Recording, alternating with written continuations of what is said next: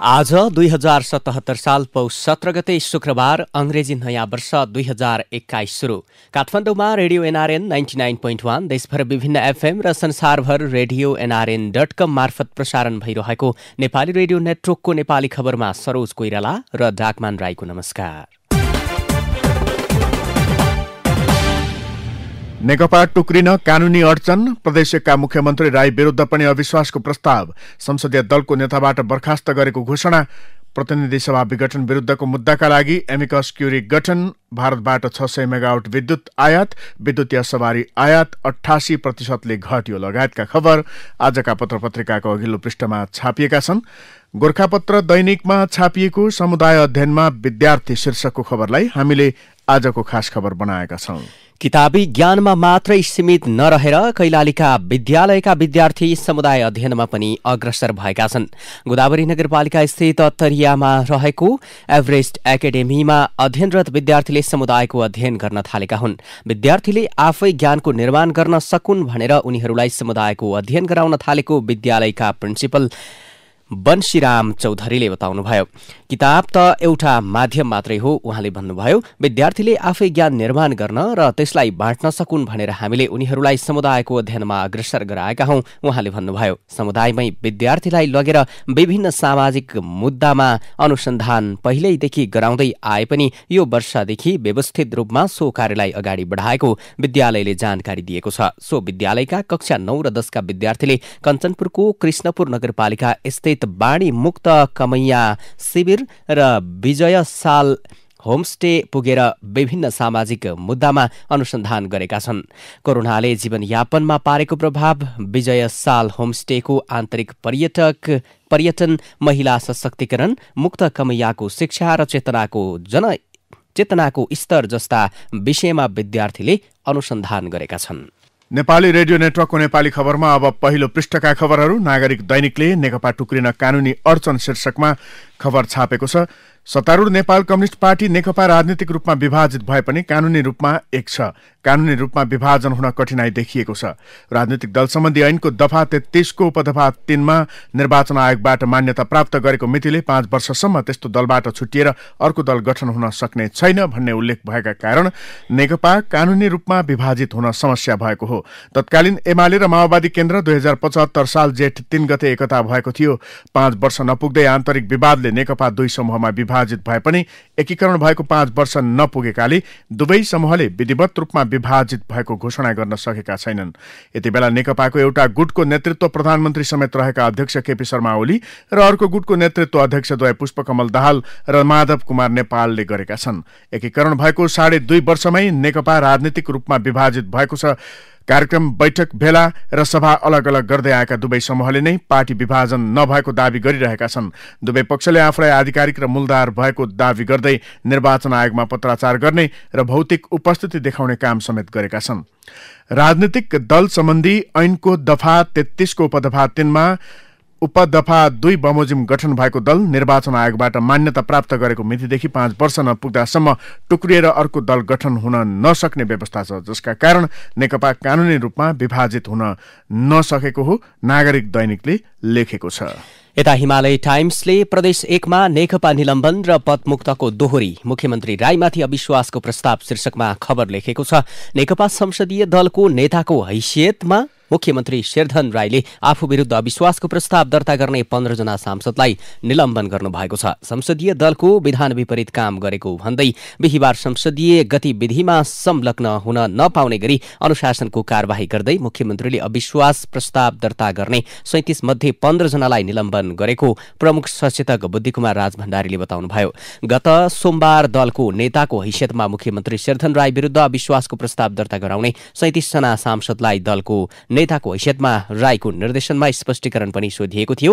स्पष्टीकरण सोधिएका मध्ये 15 जनालाई संसदबाट निलम्बन गरिएको प्रमुख सचेतक राज भण्डारीले बताउनुभयो। यता हिमालय टाइम्समै आकस्मिक बैठक राखेर मुख्यमन्त्रीलाई दलको नेताबाट बर्खास्त शीर्षकमा खबर लेखेको छ। प्रचण्ड माधव समूहका सांसदहरूले आइतबार मुख्यमन्त्री शेरधन राई विरुद्ध अविश्वासको प्रस्ताव प्रदेशसभामा दर्ता गराएसँगै सुरु भएको प्रदेश 1 को विवाद अहिले संसदीय दलको नेताबाट शेरधन राईलाई हटाउने निर्णयसम्म पुगेको छ। पुस 12 गते आइतबार 37 जना सांसदले मुख्यमन्त्री राई विरुद्ध अविश्वासको प्रस्ताव दर्ता गराएर ती सांसद गाउँ फर्किएका थिए। त्यही दिन 19 गतेलाई संसदीय दलको बैठक बोलाउने सहमति पनि भएको थियो। तर पुस 14 गते मंगलबारको मितिमा सूचना जारी भयो। 15 गते बुधबार नै आकस्मिक संसदीय दलको बैठक बस्नुपर्ने बेहोरा सहित सबै सांसदलाई बोलाएको भन्दै आह्वान गरिएको थियो।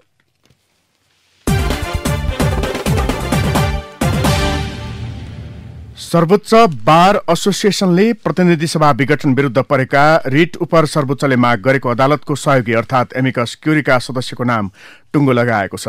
बारको बिहिबार बसेको बैठकले वरिष्ठ अधिवक्ताहरू बद्रीबहादुर कार्की, सतीश कृष्ण खरेल र विजयकान्त मैनालीलाई सिफारिस गरेको हो। सर्वोच्च बारबाट पनि 2 जनालाई एमिकस क्युरीमा राखिनेछ, तर सर्वोच्च बारको शुक्रबारको बैठकले मात्र टुङ्गो लगाउने बताइएको छ। नेपाल बारका महासचिव लीलामणि पौडेलका अनुसार विज्ञ र अनुभवका आधारमा 3 वरिष्ठ अधिवक्तालाई सिफारिस गरिएको हो। सार्वजनिक रूपमा विघटनका विषयमा आफ्नो धारणा राखिसक्नु भएकालाई भन्दा पनि नराख्नु भएकालाई हामीले पठाएका छौं। उनले भने उहाँहरूले निष्पक्ष रूपमा अदालतलाई सहयोग गर्न सक्नुहुन्छ। वरिष्ठताका आधारमा पनि उहाँहरूलाई चयन गरिएको हो। एमिकस क्युरीका लागि छानिएका मध्ये कार्की संवैधानिक मामिलाका जानकार मानिन्छन्। बारका पूर्व महासचिव खरेल राजनीतिक रूपमा तटस्थ देखिने गरेका छन्। मैनाली भने मानव अधिकार विषयमा रुचि राख्छन्।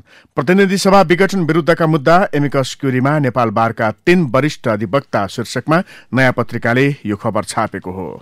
राष्ट्रिय सभाको अधिवेशन शुक्रबारदेखि प्रारम्भ हुँदैछ। अधिवेशनको बीच अन्तर 6 महिनाभन्दा बढी हुन नहुने संवैधानिक व्यवस्था अनुसार शुक्रबारदेखि अधिवेशन प्रारम्भ हुन लागेको हो। प्रतिनिधि सभा विघटन भएपछि पहिलो पटक संघीय संसदको एकमात्र सदनको अधिवेशन बोलाइएको हो। शुक्रबार अपराह्न 4 बजेबाट अधिवेशन प्रारम्भ हुनेछ। संघीय संसद सचिवालयले अधिवेशनको सम्पूर्ण तयारी पूरा भएको जनाएको छ। कोरोना जोखिम न्यूनीकरणका लागि अधिवेशन प्रारम्भिक अघिल्लो अधिवेशनमा कायम रहेको आसनको व्यवस्था फेरिएको बताइएको छ। राष्ट्रिय सभाको अधिवेशन आज गोरखापत्र दैनिकमा खबर छ। माग अनुसारको विद्युत आपूर्ति मिलाउन नेपाल विद्युत प्राधिकरणले भारतबाट दैनिक विद्युत आयात गर्दै आएको छ। हाल भारतबाट पिक आवरमा 600 मेगावाटसम्म विद्युत आयात भइरहेको छ। तर प्राधिकरणकै 6वटा प्रसारण लाइन समयमा नबन्दा 19 जलविद्युत आयोजनाले उत्पादन कटौती गर्नु परेको छ। क्षमता अनुसारको प्रसारण लाइन नहुँदा कुल 190.65 मेगावाट बराबरका आयोजनाहरू पूर्ण क्षमता अनुसार सञ्चालनमा आउन नसकेको पाइएको छ। स्वतन्त्र ऊर्जा उत्पादकहरूको संस्था नेपाल इपान तथा ऊर्जा उत्पादकहरूबाट प्राप्त तथ्याङ्कले यस्तो देखाएको हो। आयोजनाहरूले यस हिउँदमा 50 मेगावाट भन्दा बढी विद्युत उत्पादन गर्न सक्छन्। तर कम भोल्टेजका प्रसारण लाइनले थाम्ने गरी ती आयोजनाले क्षमताभन्दा अत्यन्त न्यून मात्रामा मात्र विद्युत उत्पादन गर्दै आएको निजी ऊर्जा उत्पादकहरू बताउँछन्। भारतबाट 600 मेगावाट विद्युत आयात शीर्षकमा अभियान आर्थिक दैनिकले यो खबर छापेको हो। त्यस्तै अर्को खबर छापेको छ। आर्थिक अभियानले विद्युतीय सवारीको आयात 88% घट्यो शीर्षकमा सरकारले पेट्रोलियम पदार्थबाट चल्ने सवारी साधनलाई विद्युतीय सवारीले प्रतिस्थापन गर्दै लैजाने नीति लिएको भए पनि चालु आर्थिक वर्षको पहिलो 5 महिनामा विद्युतीय सवारी साधनको आयात 88% घटेको छ। अघिल्लो आर्थिक वर्षको पहिलो 5 महिनामा नेपालमा 315वटा विद्युतीय सवारी साधन आयात भएका थिए। भन्सार विभागले सार्वजनिक गरेको तथ्याङ्क अनुसार चालु आर्थिक वर्षको पहिलो 5 महिनामा 37वटा मात्र विद्युतीय सवारी साधन भएका छन्, जुन अघिल्लो वर्षको तुलनामा 88.25% कमी हो। सरकारले 2 वर्ष अघि काठमाडौँ उपत्यकाको प्रदूषण कम गर्न विद्युतीय सवारी साधनलाई प्रोत्साहन गर्ने नीति लिएको थियो। सन् 2020मा विद्युतीय सवारीको अंश 20% पुर्याउने लक्ष्य समेत लिएको थियो। तर सरकारले भनाइमा एक र गराईमा अर्को काम गरेकाले विद्युतीय सवारी बढ्न नसकेको व्यवसायीहरू बताउँछन्। लोकसेवा आयोगले संघीय संरचना अनुरूप 3 तहका प्रशासनिक संयन्त्रबीच समन्वयका लागि संस्थागत संरचनाको प्रबन्ध गर्न सरकारलाई सुझाव दिएको छ। साथै आयोगले वर्तमान प्रशासकीय कार्यविधिमा रहेका कमी हटाई सेवा प्रभावकारी बनाउन विधिगत सुझाव पनि दिएको छ। राष्ट्रपति भवनमा बिहिबार आयोजित समारोहमा राष्ट्रपति विद्यादेवी भण्डारी समक्ष प्रस्तुत आयोगको 61औं वार्षिक प्रतिवेदनमा यस्तो सुझाव दिइएको हो। आयोगका अध्यक्ष उमेश प्रसाद मैनालीले राष्ट्रपति समक्ष प्रतिवेदन प्रस्तुत गर्नुभएको थियो। प्रतिवेदनमा 2076 साउनदेखि 2077 असार मसान्तसम्म आयोगबाट सम्पादित काम कारबाही समेटिएको छ।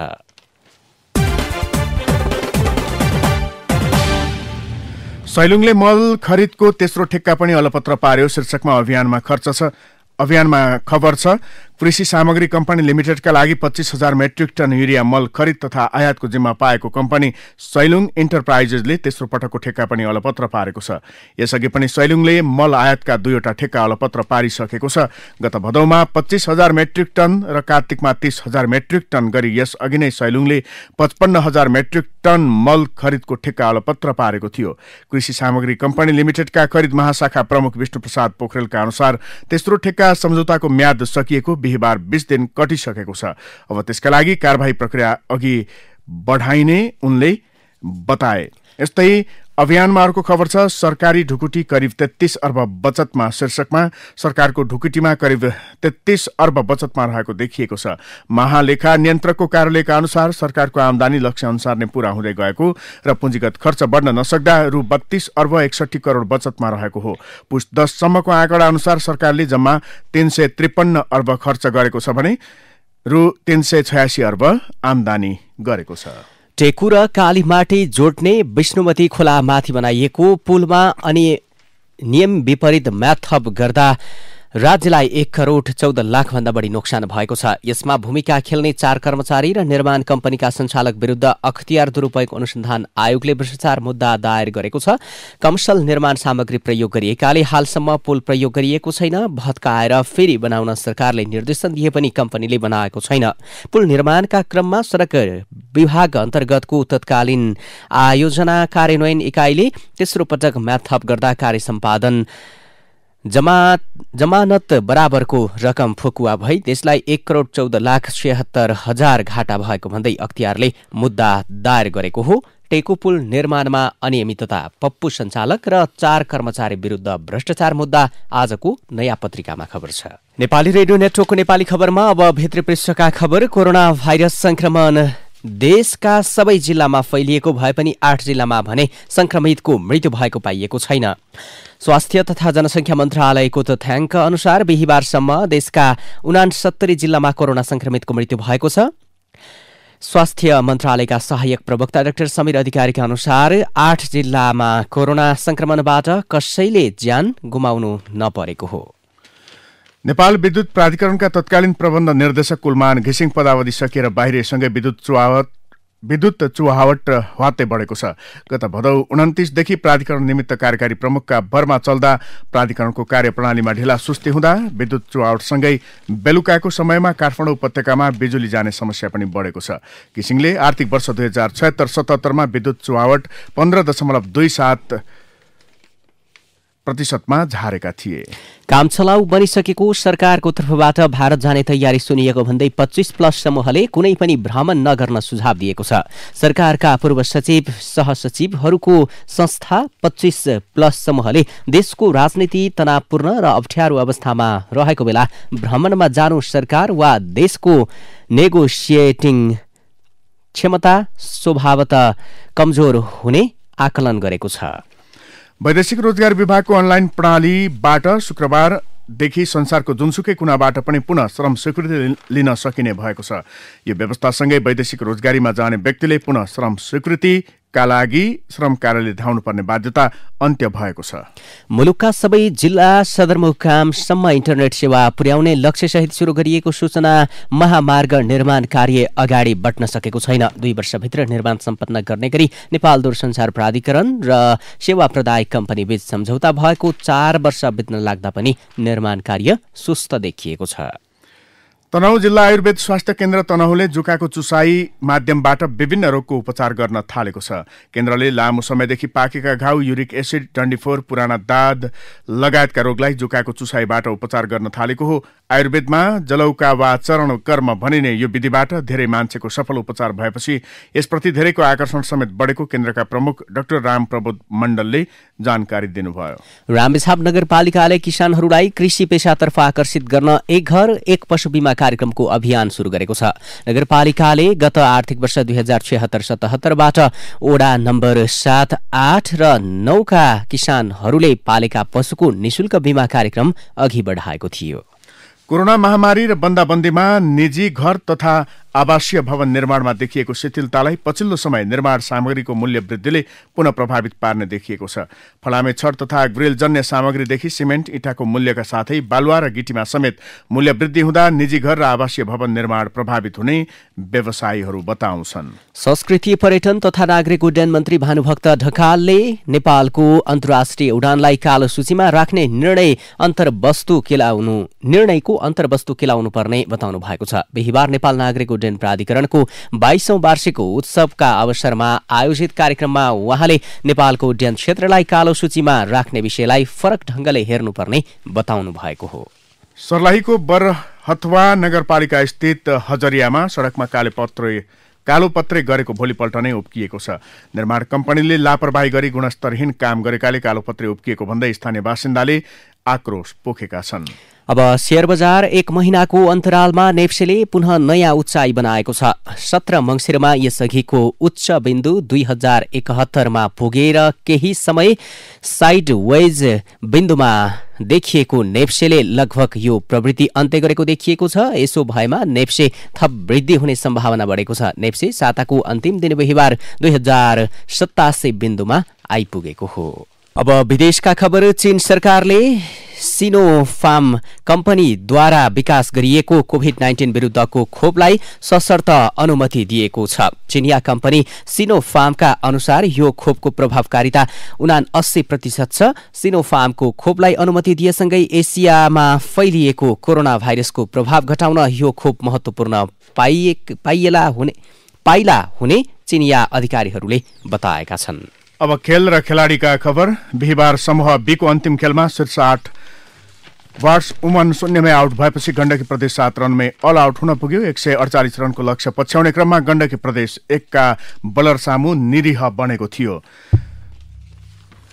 गण्डकी 8 ओभरमै अल आउट हुँदा अतिरिक्त 3 रनको मद्दतमा 7 रनको योगफल बनाए पनि उसका 9 खेलाडीले खातै खोल्न सकेनन्। यसैबीच कविता जोशीको ह्याट्रिकसँगै सुदूरपश्चिम प्रदेश बिहिबार प्रधानमन्त्री कप महिला राष्ट्रिय क्रिकेट प्रतियोगिताको सेमी फाइनलमा पुगेको छ। बागमती प्रदेशलाई 28 रनले हराएर समूह बी को विजेताका रूपमा सुदूरपश्चिमले अन्तिम 4 मा स्थान बनाएको हो। अब विचार विश्लेषण। सबैभन्दा पहिले सम्पादकीय विचार लिँदैछौँ। नागरिक दैनिकको सम्पादकीय विचार बाह्य हस्तक्षेपको बोलबाला शीर्षकमा छापिएको छ। नेकपालाई जोड्न चिनिया पक्षले सक्रियता देखाएको मात्र होइन, उपमन्त्री सहितको टोली काठमाडौँमै आयो र यो टोलीले राष्ट्रपति विद्या भण्डारी, प्रधानमन्त्री ओलीदेखि नेकपाका अन्य सबैजसो शीर्ष नेता भेट्यो। प्राय सबै भेटघाटमा चिनिया टोलीले नेकपा एकीकृत हुने ठाउँ छैन भनेर चासो दिएको थियो भने नेताहरूलाई मिलेर अघि बढ्न सुझाव दिएको थियो। चिनिया टोलीले नेकपालाई मिल्न दबाव दिइरहेका बेला भारतका पूर्व कूटनीतिज्ञ श्याम शरणले चाहिँ नेपालको आगामी प्रधानमन्त्री तटस्थ किसिमको व्यक्ति हुनुपर्ने भने लामो आलेख लेखेर लबिङ गरिरहेका छन्। नेपालको प्रधानमन्त्री को बन्ने भन्ने नेपालको संसदले निर्धारण गर्ने कुरा हो भने संसद नभएका बखत कुनै विशेष अवस्था आएमा आन्तरिक राजनीतिक शक्तिहरू बीचको सहमतिले निर्धारण गर्ने विषय हो। तर अहिले श्याम शरणहरू जस्ता कूटनीतिज्ञ यो विषयमा यति धेरै मुखर भएका छन् कि मानौ नेपालको राजनीतिमा दिल्लीको सुझाव नै निर्णायक हुन्छ भने चाहिँ। त्यसो त उनीहरू जस्ता बाह्य व्यक्तिलाई यसरी आन्तरिक राजनीतिमा खुल्लमखुल्ला अभिव्यक्ति दिने वातावरण हाम्रै राजनीतिक दल र नेताले बनाइदिएका हुन्। यता नयाँ पत्रिका दैनिकमा विवेकशील साझा पार्टीका संयोजक मिलन पाण्डेको विचार छापिएको छ। नेकपाको धोका शीर्षकमा नेकपा फुटले नागरिकको जीवनलाई त्यति ठूलो असर पार्दैन जति यो सरकारको संवैधानिक कदमले लोकतन्त्र, संविधान अनि जन अपेक्षालाई असर पार्छ।